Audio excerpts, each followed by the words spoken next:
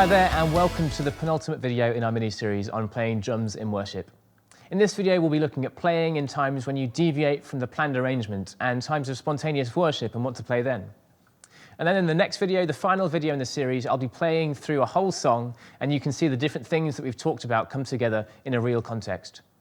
I'd really encourage you to go back and watch the videos before in this series to get the context of what we're talking about. So let's talk about playing in worship when the plan goes out the window. This is an interesting topic. In some genres of music, there will be times of improvisation, but you'll still have some idea of what will happen as you enter those times. But with worship, the Holy Spirit can show up and change everything. In fact, in our movement of churches, the Vineyard movement, we actively expect and encourage God to come and do what he wants to in our meetings.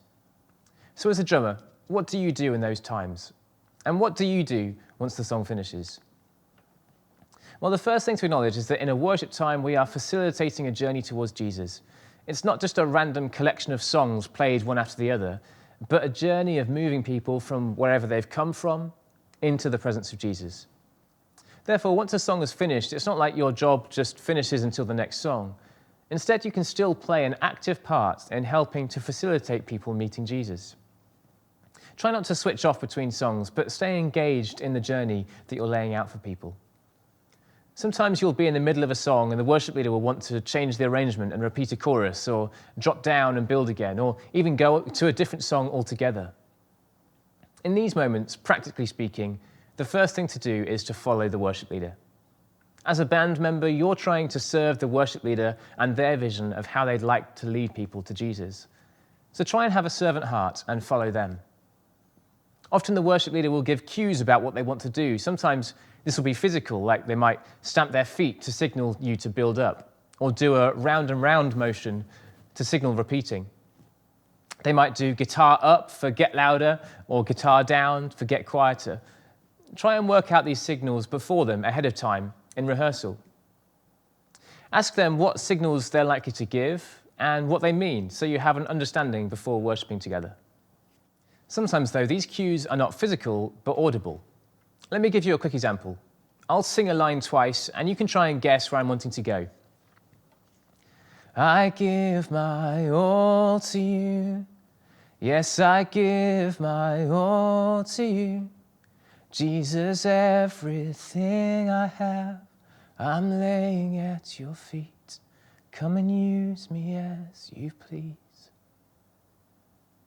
Alternatively, I give my all to you. Yes, I give my all to you. Jesus, everything I have, I'm laying at your feet. Come and use me as you please. Did you hear the sound change in my voice?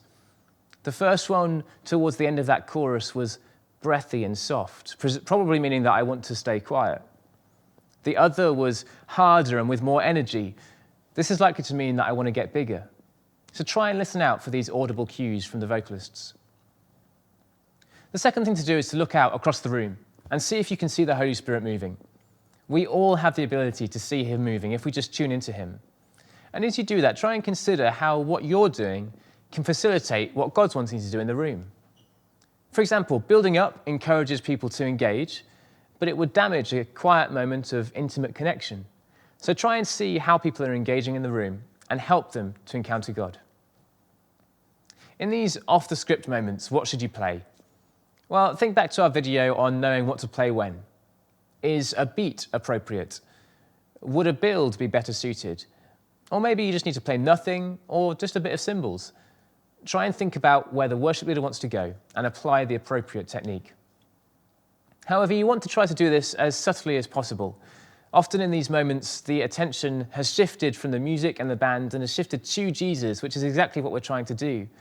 Therefore, be careful not to do too much initially and therefore become a distraction to them. Equally though, if the worship leader is wanting to build, don't just leave them exposed by not following them where they're trying to go somewhere. I found that the more experience I have of playing in these moments, the easier it has become to follow God and follow the worship leader and play something appropriate. So be encouraged and keep trying. Also, the more you play with particular worship leaders, the better you get to know their style and what they're likely to do, and so the easier it becomes to follow them. It might also be helpful after each worship set to chat to the worship leader and get their feedback on what you played and whether it was what they wanted. That's it for this video on playing in unplanned times of worship. Join me in the final video where we'll do a playthrough of a song and put together everything that we've learnt. See you there.